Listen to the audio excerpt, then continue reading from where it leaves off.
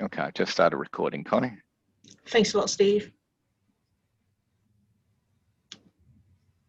All right, I might just get started in welcoming everyone to the Monash Advanced Microscopy Seminar Series today. My name is Connie Wong. I'm from the Department of Medicine. It's a privilege to have Professor Paul Timpson from the Garvan Institute to present his ongoing work on the molecular drivers of cancer progression and the environmental cues that cause treatment resistance using novel multidisciplinary in vivo imaging techniques. So today you'll be blessed with lots and lots of cool videos, I'm sure. Paul completed his PhD in the UK back in 2002 with Professor Margaret Frame before he moved to Garvan in 2003 to start working with Roger Daly. He then obtained the AstraZeneca postdoctoral research fellowship, which allows him to go back to UK to work with Professor Kurt Anderson in collaboration with the AstraZeneca Advanced Technology Laboratory. Paul then returned to Australia in 2012 to establish his research group within the cancer program. And today, Paul will be presenting a seminar titled Insights into Tumour Biology, and Drug Targeting Using Intravital Biosensor Imaging. The floor is yours, Paul. Thank you so much for accepting our invitation to present today. Okay, thank you so much, Connie. Can you hear me? Can you see my screen? Perfect. Yep, yeah. It looks great. Thank you. So thanks very much. I wish I was in Melbourne, but I'm presuming most people in Melbourne wish that I didn't come and bring any COVID from Bondi. So today I'm just going to give you an overview of what our group does, and I will try as much as possible to provide many fancy movies and see why intravital imaging gives us that insight that we may not have from other technologies, and how we combine this with personalised medicine and how we can actually use it to help us translate drug targeting into the clinic. So to start, sorry, just trying to click my slide. Yeah, okay. Okay, so to start, the main projects we work on in our group are to look at pancreatic cancer. So essentially, pancreatic cancer is a highly aggressive disease, typically presenting with already invasive or possibly metastatic disease. So we need to actually target both the primary tumour itself, but also the metastasis or the transit and spread of the disease. And so, in a nutshell, our group makes various types of biosensors, and these are threat-based biosensors, which in my dream world, I would have a biosensor for all the hallmarks of cancer. The problem is those hallmarks keep changing, and I'm trying to keep up. But essentially, what we have is threat-based biosensors which are inducible. So we can either put them in our organ of interest. For example, today I'll talk mainly about the pancreas, but obviously we can look at intestine, liver, skin, breast, immune system, and bone, as shown on the screen. And again, we also can actually cross these to a driver mouse where we can actually express the biosensor in any organ. So again, anyone that's listening, we give these mice out for free. And actually the idea is that we want them for our projects, but obviously there's no need to reinvent the wheel, so anyone can use these for their disease of interest. So to just skim that, we've made an ecoterm mouse, which allows us to look at cell-cell junction and breakdown. I hope you can see my arrow, hopefully. We also have low-RAC biosensor mice, which look at the actin cytoskeleton, and these are master regulators of how cells move. We have a SARC mouse and an AKT mouse, which you can imagine are very useful in the cancer field for metabolism, and again for drug delivery and various SARC-based inhibitors that are out there in the clinic. We also have a CDK1 threat mouse, which we use to almost act as a surrogate marker for how chemotherapy works. So we can actually watch inside an organ of any interest, how we can switch on and off chemotherapy responses, for example, to things like Gemini-Abraxane and pancreas cancer. We've also looked at hypoxia. We can actually see hypoxia moving within a tumour. And again, we know that hypoxia causes resistance, so we can actually watch these resistant pockets as they move around in pancreatic cancer and other cancers. Okay, so these biosensors are actually used to look at the primary site, but also the secondary site, which is important, again, in pancreatic cancer. So I'll show you a little movie here.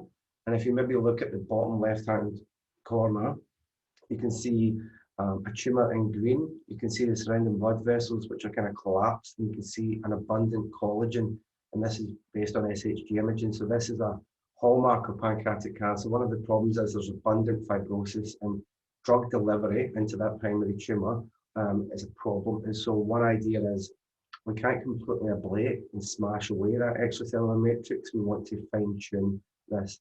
And using intravital imaging, we can actually see how much is too much and how much is just right. So as I say that, you can also imagine that these extracellular matrix or collagen bundles act as a superhighway for cancer cells to move. So it is a fine balance between how much do we open up the tumour and how much do we not want this massive spread to go on. So again, that's an important aspect. Before I go on, I'll talk about what we don't see in 2 dimensions versus 3 dimensions, just for these 2 simple movies. So the movie on the top is cell-cell junctions, where we can actually see, on the right-hand side here, you can actually see a chemogram of how the cell-cell junctions, this is ecotherm, unzip. And so we can actually see in mutant P53 driven pancreatic cancers, we can actually see the unzipping of cell-cell junctions prior to the movement of cancer cells. And we cannot see this in 2 dimensions. So this is the kind of reason why, just because you don't see it in 2D, sometimes you actually have to go into the native environment with high fidelity to actually see how the molecules actually change in that disease of interest. Again, similarly from James's project down here, this movie shows you in blue versus red, that you can see that we can actually switch off the PI3 kinase pathway very easily in a tissue culture dish. But as I mentioned before, James has seen that in vivo, this is not the case. There are lots of pockets where it just doesn't switch off. And he then looked at hypoxia and found it was in those hypoxic regions that we can actually have a problem switching that off. But then by using various drugs, we can actually relieve that issue and actually increase the response to PI3 kinase inhibition. So that's my kind of spin of, we can't just work in 2D, we can't just work in 3D, we need to actually understand the entire spectrum and not give up when we don't see something in a 2-dimensional setting as per se. Okay, so to cut a long story short, here's a recent review by David Morgan in the group where there is so many biosensors out there, and I tell many people that these biosensors are very easy to transfect into primary cells, and you can start your projects there. And then once that occurs, by all means, you can talk to us, anyone in the intravital field, and they'll help you go to that 3-dimensional level. So it is one of those technologies, it seems daunting, but if you actually just put the biosensors into your cells, you'll actually start seeing very interesting spatial and temporal effects that you didn't expect. So there's a number of biosensors to look at the initiation of the tumour, for example, KRAS, for example, various signaling pathways or metabolic pathways. You can also look at autophagy, as I said, hypoxia, and various integrin or MMP or SARC, FAC biosensors that can actually look at cell motility as well. There's a number of biosensors looking at caspases, for example, or CDK1, as we've said, looking at cell cycle arrest to chemotherapy, so you can actually watch how chemotherapy works in real time. And again, a number of biosensors allow you to look at things as they move and as they migrate and metastasize. So, pancreatic cancer is a dismal disease. In a nutshell, we've been using gemcitabine for almost 40 years. We've now added Abraxane to this. And by adding Abraxane, we've actually moved the curve from around 6 months to 9 months, which is really pretty pathetic in such an aggressive disease. So essentially in pancreatic cancer, we are pretty desperate to say any change is going to make a big global impact, and that's exactly what we're trying to do.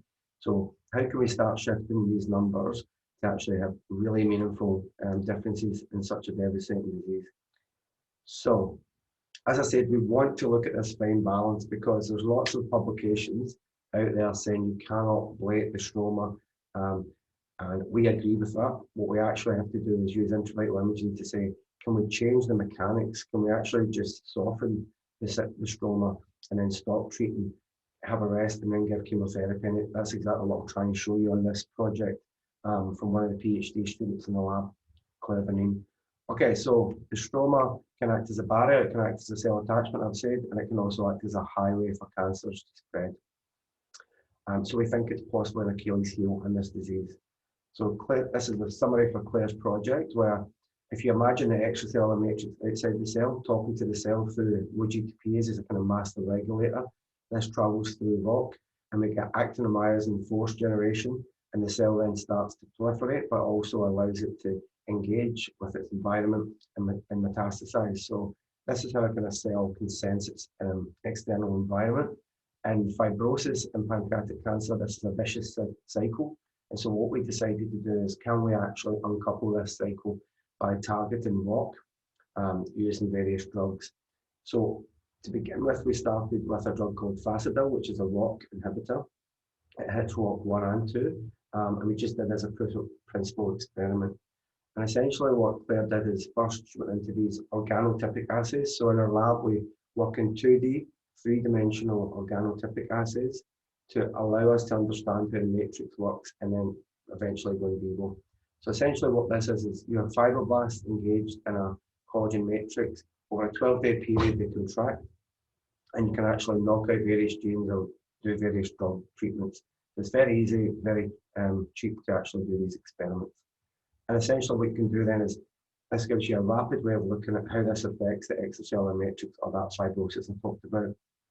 You can also do mathematics of how much the collagen is cross-linked. Sometimes it's not about how much collagen is changed, it's actually just the physical cross-linking can affect that physical engagement between the surrounding and the cancer cell for that stiffness, which cancer cells really need and want for movement and growth. And again, as I say, we can look at stiffness using AFM. Okay, so Claire then took the pancreatic model, and this is the standard, gold standard for pancreatic cancer. It's got a KRAS mutant P53 tumour. This is a mouse that's been gassed. You can see the primary tumour here, it's just GFP. We can also look in the liver and we can see micromets. So we know that this tumour and the cells that we generate from this mouse are actually highly metastatic. So we create those little plugs from the previous slide. We put them on a metal grid and we create an air-liquid interface so that we can put cells on the top and they start to invade. They invade over long periods, up to a month, and they can interact with CAFs in this matrix. And we can then look at things like invasion, response to chemotherapy, and various other markers in the cancer field that we all typically use. So let's just do some kind of examples here. So in a control set, we can see a nice contraction here, whereas when we block ROCK, we can see Fasudil reduces this, and this is just gross imaging of the actual size of the plug. So the physical contraction is reduced when we block ROCK and the interaction with extracellular matrix in these CAFs. We'll look at SHG, this is significantly reduced, and this is just a movie going through those plugs, so you can see SHG increases and then the treatment is much lower. So we ask the question then, what actually is happening in here? And so we can make movies inside these plugs. And so on the left-hand side, you can see control cells interacting with the collagen at 6 days.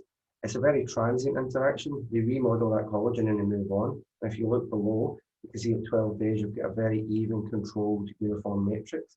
Whereas in the Fasudil setting, you can see the cells are interacting locally. And if you can see my arrow here, if you look at this cell up in the top, in the middle, it's engaged with ECM, but it's actually trapped. So many of these cells can do local remodeling, but actually there's lots of gaps and spaces that haven't been remodeled. And again, if you look at the picture below, you can see an uneven matrix. So essentially, this is a very soft manipulation of the extracellular matrix. We're not ablating it, we're just making it less efficient and less cross-linked, and therefore the idea being that it's less stiff and their cancers wouldn't be like that. So that's exactly what we did. We then looked at AFM and we saw that it was actually less stiff. Scanning electron microscopy, we confirmed that its integrity is reduced. Cross-linking by mathematics, we see it's reduced. And with Tom Cox, we did birefringes where we can look at nascent collagen versus older, higher, more adapted cross-linked collagen fibers. So we can actually see that it's less mature when we give this Fasudil treatment. Okay, so in a take-home then, ROCK inhibition impacts on collagen matrix integrity. And so Claire then did a simple experiment. She treated during the contraction, she treated during the invasion, or she treated during the entire process, and asked a simple question: what does that do to self-invading? And in a nutshell, if you look on the left-hand side here you can see pancreatic cancer cells readily invading. Early treatment in this cross-link contraction phase, we actually washed the drug out. So the cancer cells never see the drug. All they see is this softer matrix. And that was enough to stop those cells invading.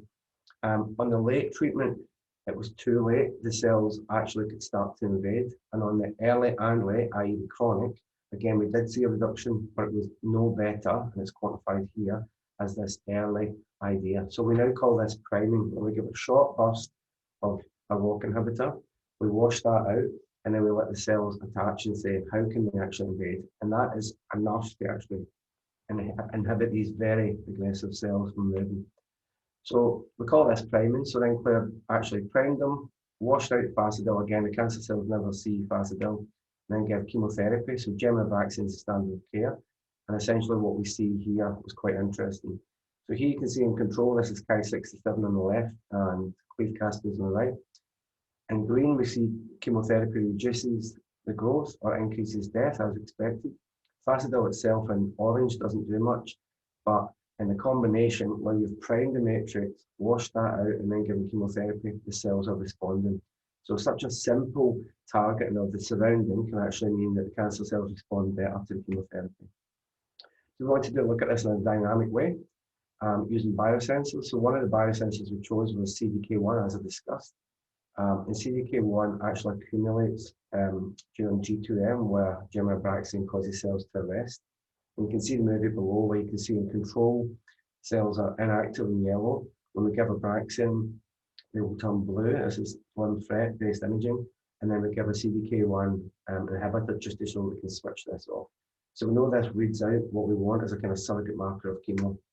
So Claire then went in vivo and looked at this in live tumours. And based on our organotypics, she then decided, I'm going to give a short pulse of Fasadil for 3 days, give a rest, give the chemotherapy, and see if this actually improves the response. So again, the two drugs don't actually mix at the same time. This is the priming of the matrix prior to the chemotherapy. And Claire saw exactly what we saw in the organotypics, which if you look at the movie, you can see here, or the picture here, you can see yellow in control. Gemcitabine switched the cells to blue, but the double priming with Gemcitabine significantly improves the response to chemotherapy. And again, Fasadil or the ROCK inhibitor on its own doesn't do much. So it looks like what we learned from 3D, we can actually pull rapidly into an in vivo setting. So pancreatic cancer is highly metastatic, so we also have to look at the liver where it typically metastasizes to. And as you can see on the left-hand side, you can see very large micromets and small micromets in the ROCK treated setting. So when you give this drug, it doesn't just affect the primary tumor, it affects the extracellular matrix in the liver as well. And again, this reduces metastasis. So again, this isn't just GFP. Oops, sorry, it's cancelled. I'll try and share screen again. Apologies, guys.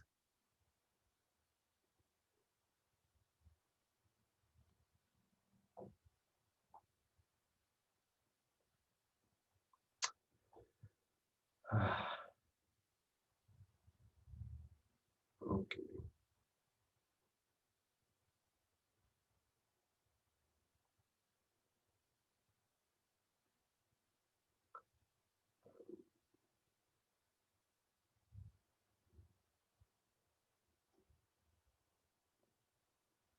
Okay, I think we're back on.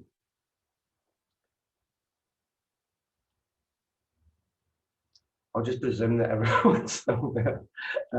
Okay, so when we look in the liver, what we can actually see is, again, that not only we see reduced metastasis, but actually the response to chemotherapy is significantly increased. So by hitting the matrix, you actually have a global effect across the entire mouse. So again, one of the other things is that ROCK is involved in blood vasculature relaxation. And so what we actually did is made movies using quantum dots. And here you can see quantum dots. And you can actually see them coming out of that blood vessel. You can see collagen in the green here. And if you look in the control setting, we have poor drug delivery because the blood vessels are really intact and look quite lovely. Whereas in the relaxed Fasadil treatment, we can actually see that those quantum dots are actually coming out. So we're actually thinking that relaxing the extracellular matrix, relaxing the blood vasculature also helps as long as we pulse this it helps us to overcome that interstitial fluid pressure that's in a tumour and actually get more drug released so that the tumour can see more drug. Okay, so how does this work for patients then? So we then looked at 250 patients by automated imaging of SHG and picked patients that were high, low, and medium. And as you can imagine, we did this with the APGI and my close collaborator, Marina Pajic here at Garvin. And you can imagine if you've got a patient like this one here that's got lots of stroma, they may respond to this therapy better than this patient here that doesn't have so much. And that's exactly what we did. So after picking out the patients that we think will respond, this is an example of someone who really responded, or a PDX that really responded. So again, we do priming, we give chemotherapy, and you can see in the control setting, the disease really takes off. Gem-Abraxane, it also takes off eventually. And again, you can see this in the green here. So orange is Fasadil and black is control. But when we do priming and then give Gem-Abraxane later on, we can see significant reduction in the tumour. And again, this gives a very big difference in the response rate. So this is one of the biggest differences we've seen in pancreatic PDXs. So we're super excited by this work. Okay, so in a nutshell for that project, we can play with rock or Fasadil. We can reduce the integrity of the ECM, not too much. This improves the anti-invasive effects in this disease, but also improves chemotherapy. And so what we're actually doing with this now, so Fasadil is a proof of principle drug. So in the last 3 years, we've been working with various pharmaceutical companies. We're now working with a company called Redex, where we've actually been able to now get a large program grant to run 2 anti-fibrotic trials within the MOST framework. So this is across maybe 14 hospitals, and this is actually starting in October. And so we're really excited to actually take something from the bench to the bedside using intravital imaging. And with Marina Pajic, she's allowed me to show you this really cool result where when we take these PDXs that are resistant to chemotherapy and then we give this combination, you can almost see a 4 times increase in survival, which is kind of unheard of in this disease. So this is what we're trying to recapitulate now in the tumour using the MOST trial, and this will be beginning in October, and I think the other half of this trial will start early next year. So that's really exciting.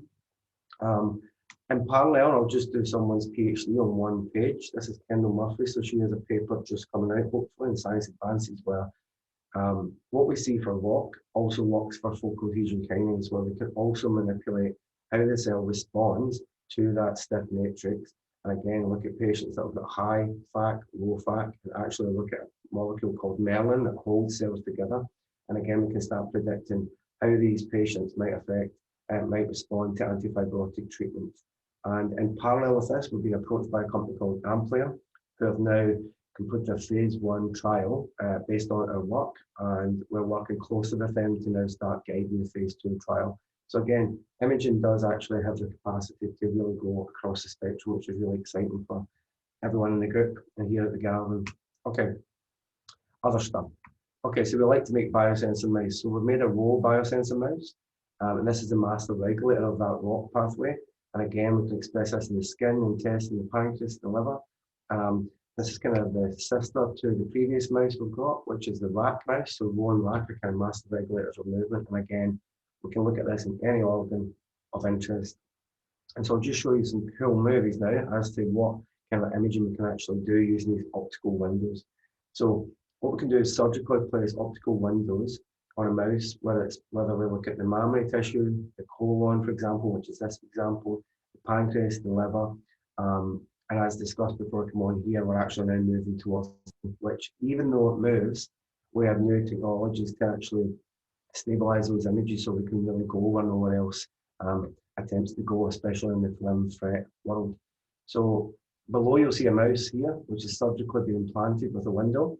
This is on the intestine. The mouse runs about, is perfectly happy, and we can now gas that mouse just like you go to the dentist, and actually you can image today, tomorrow. You can actually look at a tumour grow, regress, etc. And you can actually do all your experiments within one mouse. So it also hits the 3 R's of animal ethics, where we're actually using less mice to get the same amount of data.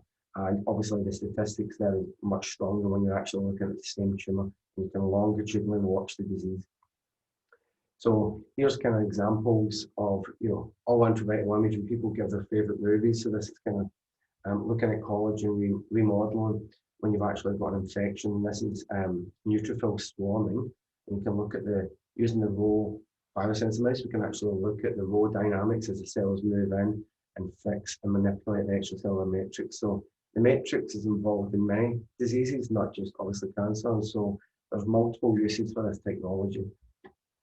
So that's kind of obviously one of my favorite movies. This is a recent other use of Windows where we can actually have a tumor, give chemotherapy, and then we can knock out various molecules in the fibrotic niche. So, for example, we've knocked out perlecan in this example, and then we can look at how chemotherapy actually gets delivered to that tumor over time. So we can image on day 4, day 5, day 6, and actually watch if manipulating the matrix actually helps.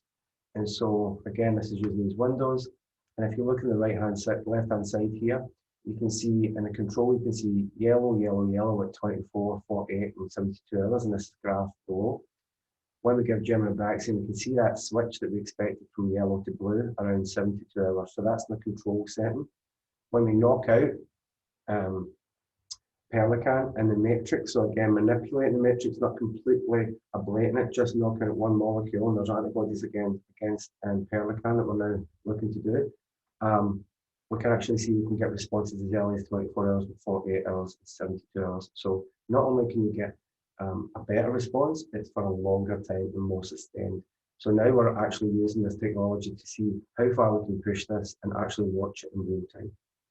Okay, other uses of these optical windows. So recently I worked with Tony Caesar.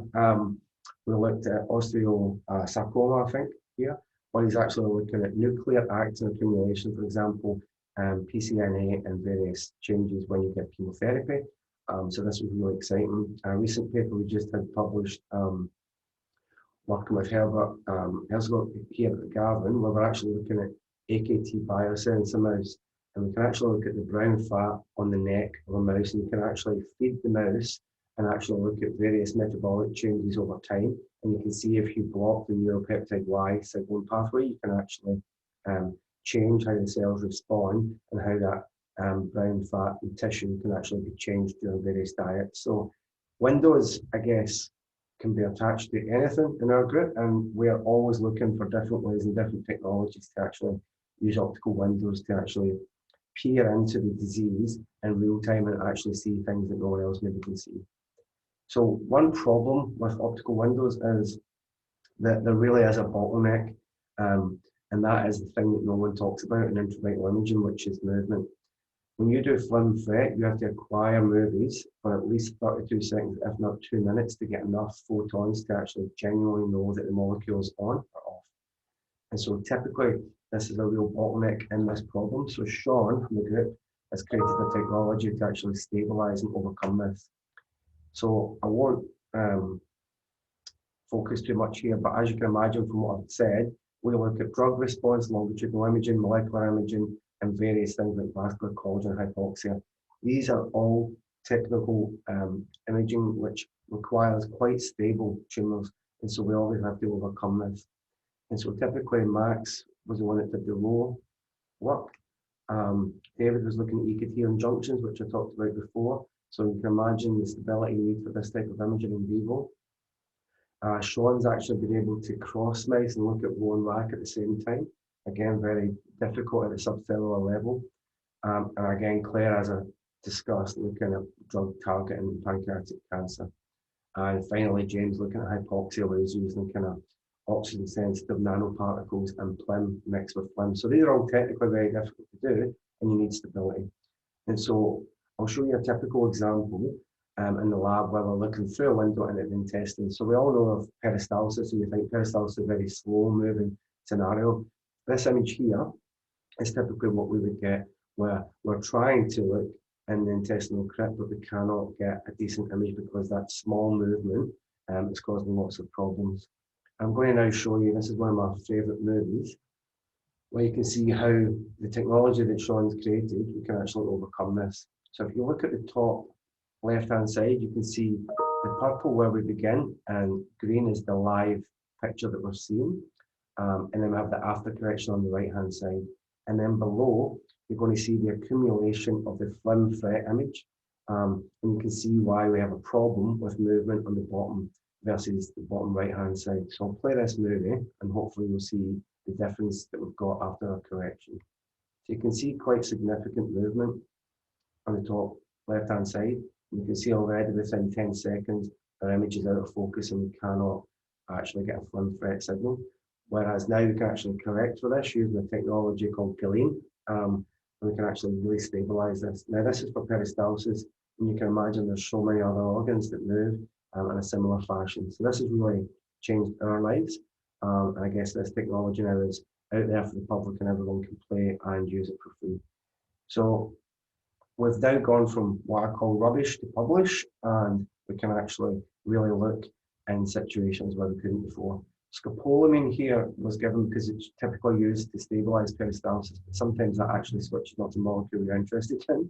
And so therefore, it's kind of dangerous to be stabilizing the organ and not actually acknowledging that that may affect your complete pathway that you're trying to look at. Okay, so Sean has now been able to actually look in a live liver. Now the liver is quite close obviously to the respiration, so there's lots of movement. And Sean could now look at cells actually actively extravasating. And based on Claire's previous paper in the science translation paper, we never understood why the cells weren't getting out. And now Sean can actually look and see that they don't engage SARC quickly enough to actually engage and attach prior to that extravasation. And so now we can look in the liver, somewhere where we were always finding very difficult to get flim fret images. So again, taking over a bottleneck can actually really improve the science that you can actually do and kind of pushes you to that next level. Okay, so this is another example where we helped other groups. And this is an example with Tree Fan here at the Garvan where they were looking at osteoclasts and kind of how they're morphing and refusing, etc. And even in deep in the bone that you think doesn't move, there were lots of movement. And so they would get very long movies that couldn't actually stabilize. So we used our technology. And again, the technology can actually stabilize an image after the fact. So it's retrospective. So you may have images right now, just like Tree did, that you actually had to have put through our machine, software, and actually make it stabilize. Last thing, I'll end here, I guess, is we've now moved this. Obviously, Sean wants to look at this in terms of the human setting. And flim is actually used, for example, in many colonoscopies, etc. Sean, previous life, made a handheld multiphoton, as you do, and he looked at on the arm. So even your arm, if you're actually just making a move on your arm actually moves, and so things go out. So they had an axial correction, which you can see here, works to a point, but again, you can also have a lateral correction. So now, using the two technologies, you can actually look in the arm, and you can actually do Z-stacks through the skin. So again, actually pushing this towards that human angle is quite exciting for us. Again, and this is a Z-stack. So when you make a Z-stack, your arm moves a lot, and so all the movies are out, whereas this can actually stabilize that. And so Sean's published this recently in eLife, and it's called Galene, which is for Goddess of the Carom Seeds, which I think is very fitting. And again, this is free open source software that anyone can use. And it's got big green and red buttons that say, stabilize my movie, please. And I think it's pretty easy to use. Okay, so I think I'll end on this last slide, which is a recent review we wrote. The new thing in intravital imaging is actually having mice that are not anesthetized. So imaging mice awake. During anesthesia, when mice are actually knocked out, the blood vessels, everything actually changes. And so it's not as physiologically relevant as we say it is. Whereas in some scenarios, you can actually now look in the brain, and you can actually have these mice on a stage that rotates and moves as the mouse moves, as it feeds, as it interacts. And so this is called awake mice imaging. And again, stabilization, as you can imagine, will be key to this kind of new future area that we would like to play in. So I think I'll leave it there and just thank everyone from our wonderful sponsors, everyone in the team, and everyone that we've collaborated with. And if I've missed anyone here, I apologize. I'm happy to take questions. Thanks. Thank you so much, Paul. Really, really interesting talk, and really appreciate your journey from intravital microscopy of an animal and translating into clinical findings. I think that was a really, really, really exciting to hear from someone who works with Intravital microscopy. And I'd like to also share, your generosity of sharing these biosensors and all the model that you've presented. And I definitely have wrote down Gallon as a way of stabilizing our videos, especially as we talked this morning about we've started doing Intravital of the lung, and shifting of the video is definitely a problem. We've already got a question at Q&A by S. Alice, and what I'll do here is unmute her and she can ask the question to you live. S. Alice, you're on. Fantastic talk, Paul. Really, really enjoyed it. Thank you very much. From a microscopy point of view, I wonder if you could elaborate on the imaging parameters utilised to capture the second harmonic generation images of the collagen. For instance, which microscope, internal versus external detectors, the emission filter bandwidth, excitation wavelength, and objective used. Right, that's a lot of technology. Yeah, but essentially, yeah, when we started playing with SHD, the first thing you hear is the external detector, but when you're in a mouse, you can't do that, right? So it's obviously internally. We've never had problems actually finding SHD signal. It's one of those wonderfully easy signals to use. And basically we hit around the 800 so that we can actually get the second harmonics. Again, it doesn't have a problem. Most of our biosensors are kind of GFP based in that range. I think there's lots of other biosensors out there now that are kind of in the far red. And so one thing we want to do with our new setup is to go into third harmonic generation. But essentially, even if we're doing in vivo, even if we're doing in vitro, we actually use the internal detector. So we're imaging and then looking that way rather than, it's the easiest signal that we've ever found. And again, if you need exact and specific details, I'm more than happy to send that to you. But I think it helps you get that context of where you are. And what I didn't show is sometimes you'll have very aligned fibers and then suddenly you'll have very curly fibers, and it starts to tell you that the tumour is becoming invasive in those areas. So you actually start to almost get a map of where you are in the tumour. And the great thing about those windows is you can actually use these collagen matrices as a kind of place to say, I was there yesterday, I'm going to go back and look at those similar cells. Does that make sense? Yeah, it makes perfect sense. I'll follow it up with an email, and we're still struggling getting those optical windows through our ethics. So not easy. Sorry, say that again, you're having difficulty with optical windows, what? Getting it through our ethics. Right, why don't you email me and we can 100% help you. We've already got ethics pre-written, and if you want, you can by all means come up here and learn, which is probably the best way. That's fantastic. Yeah. I've really enjoyed that. Cool. Thanks. I'm getting Michael to ask his question, and then I'll move on to Alex Combs after that. Michael. Thanks, Paul. Michael Hickey here. Fantastic. So many questions, but I guess I wanted to ask about the Galen. Does that take from any sort of microscope platform? Does it take data in from any sort of system? Yeah, good question. Yeah, so Sean did this specifically for Flim Fret, but when we tried to publish it, the reviewers quite rightly asked that question, which was, can this be used for normal fluorescence, normal intensity? And then we had to benchmark it against Amaris and various other markers, and we actually saw that it outperforms. Obviously, I would say that, but yeah, so it works, and anyone that's used it that we've had any experience with has found it very easy. And again, Sean typically will help people set that up, and again, we've got multiple people in the group, and we want people to use it. So again, if you want, by all means use it, and there's absolutely no special microscope you need.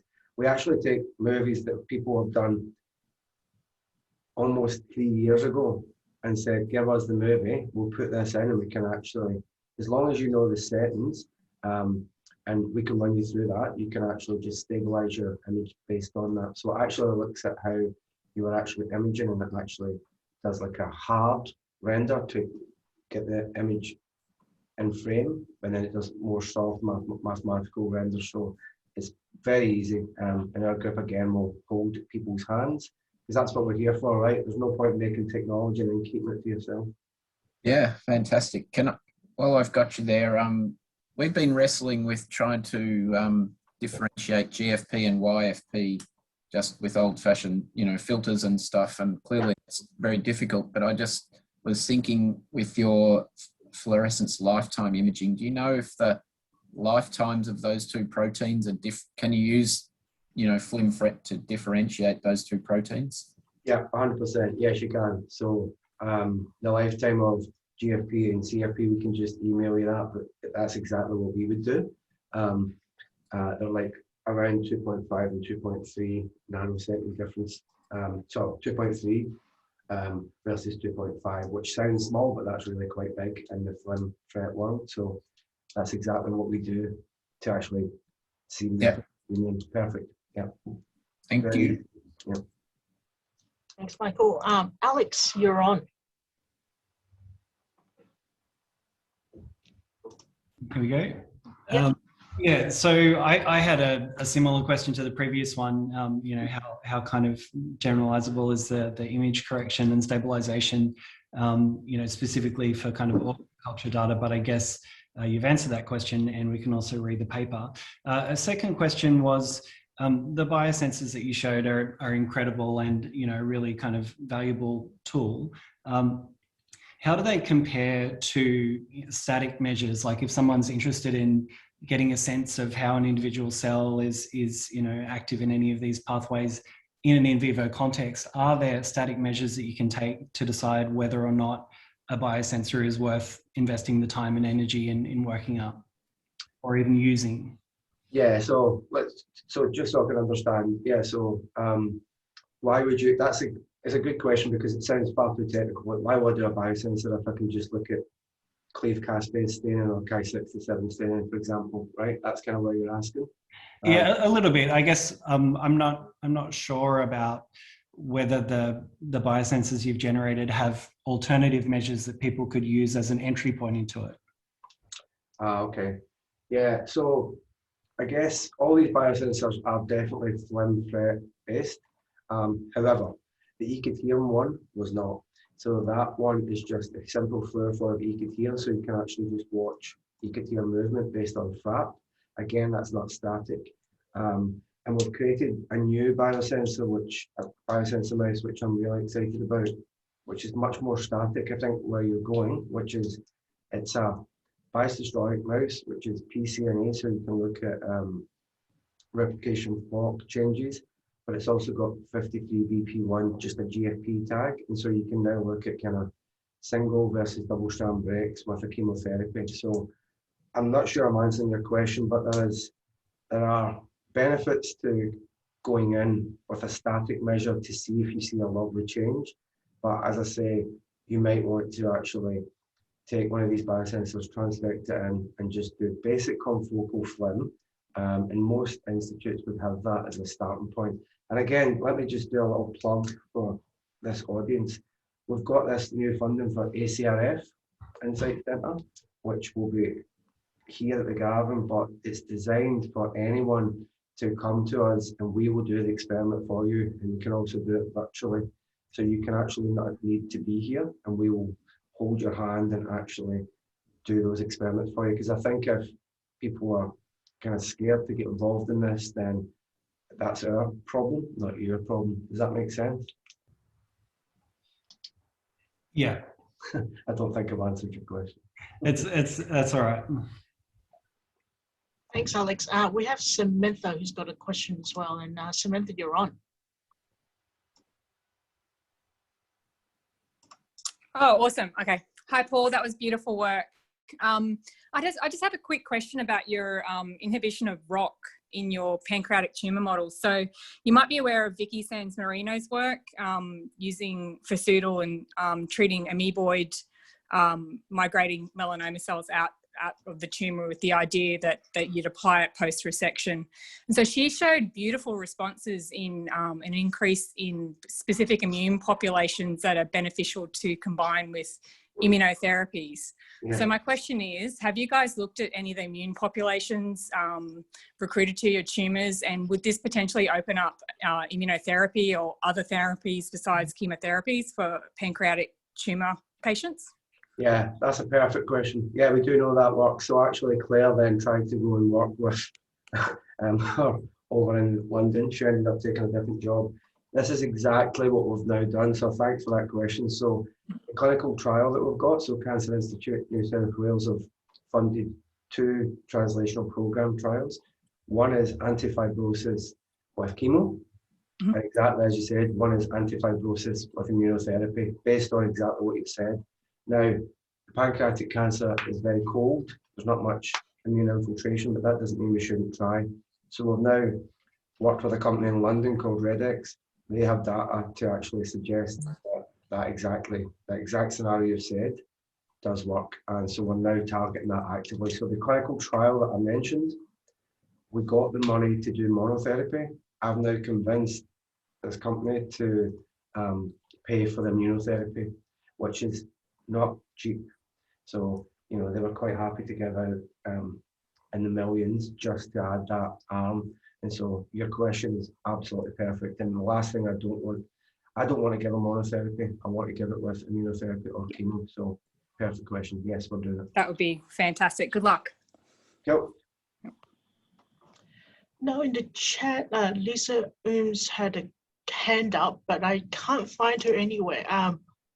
Steve or Santho, are you online? Can you see Lisa's hand again? No, I don't think. I think she left us. Oh. I had other questions. It's actually to do with E-cadherin.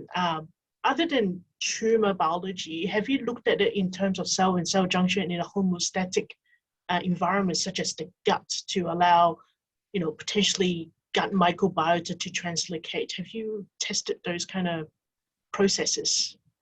Yeah, so this mouse has exactly been with Mike Rogers here at the Garden. He's looking, he has a mouse that has gut intestinal problems. I think he's looking at Crohn's disease or something like that, where the barrier is weaker. So we've actually gone in and done FRAP using the E-cadherin junctions, and we can actually see weakening on those cell-cell junctions, both in the intestine, and I think we've actually gone kind of towards the duodenum, so in various other parts. I think he's even trying to look in the stomach, I'm not sure. Yeah. But yeah, that's why I love these biosensor mice. It's selfish if you keep them, because so many other people are using them for the E-cadherin mouse.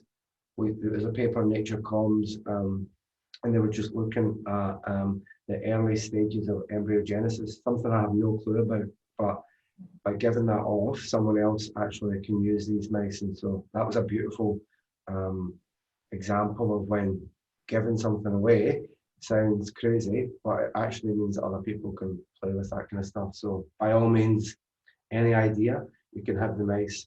And there's 2 ways to do it, right? You can inducibly do it, which is expensive because you have to cross to that. But we also have on mice, we call, which we've already crossed, and it's in every tissue. So you just have to, there's no breeding involved. You just take the mouse and you can, if you want to look in the gut, you look in the gut. If you want to look here, you know.